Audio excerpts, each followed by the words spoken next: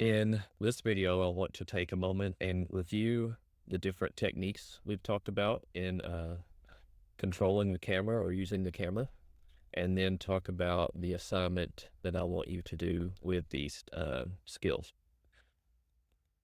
So we've talked about 3 different things. We have one of the settings on the camera was the focal length that can be animated to help zoom in and out. We had depth of field, which was used to make some objects out of focus or blurry, and that would help the viewer focus on the objects that are in focus and not blurry.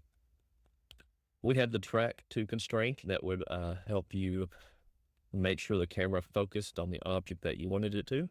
So this could be either the camera is directly tracking the object, for example, the train engine, or you could have an empty object that the camera tracks, and that empty object could be moved around to different objects as you need it to.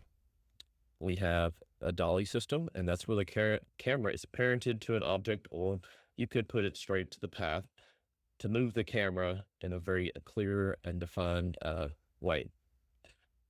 We had camera shake by adding noise to the animation of the camera's location, and that will give you kind of a handheld feeling.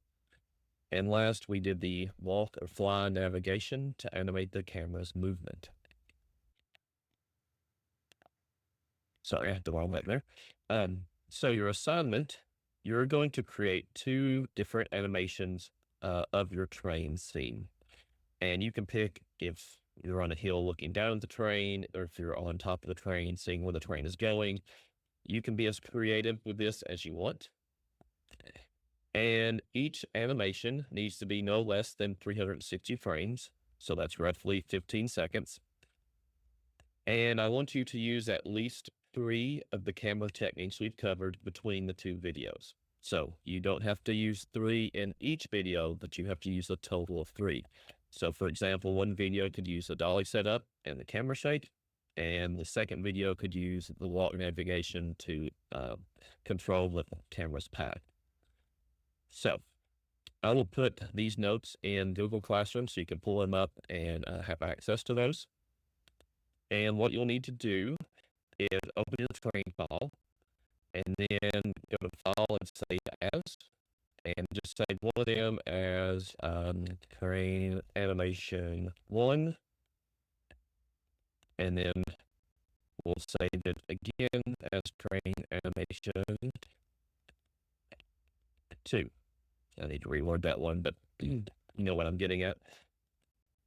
So this way, you take one of those files, you decide where you think the camera would look most interesting to give you a nice shot of your scene.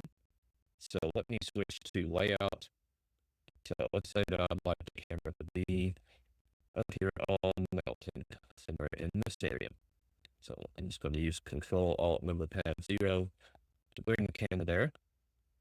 And then I'm just going to move the time frame to decide where the start frame should be. So let's say that I start around 6:90, and I said that the total length should be 360 or more. So if I take 690 plus 360, my end frame will be 1050.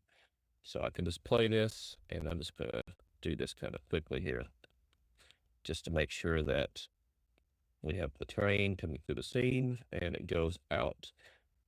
And it goes out a little quicker than I want, so I might adjust this a bit so that I see a little bit more of the scene, and the train is in the scene a little bit longer. Let's try something like this. So that should give me a good start if I take and just adjust this a bit. So it looks like the train leaves about there. So I can do this the opposite. So about 960. And then I can take 960 minus 360. And that will put the start frame back at 600. So that seems to be a good way. The train comes in the frame, and then the train will leave from the frame within that 15-second window. So Your job is just to make two different views, put your camera where you want it, use the camera shake, create a dolly, do a fly through, whichever of those three techniques you want to use. You're also welcome to use more than three if you want, but at least use three. And set up one file with one camera angle, save that, open another file and set up the other camera situation that you want.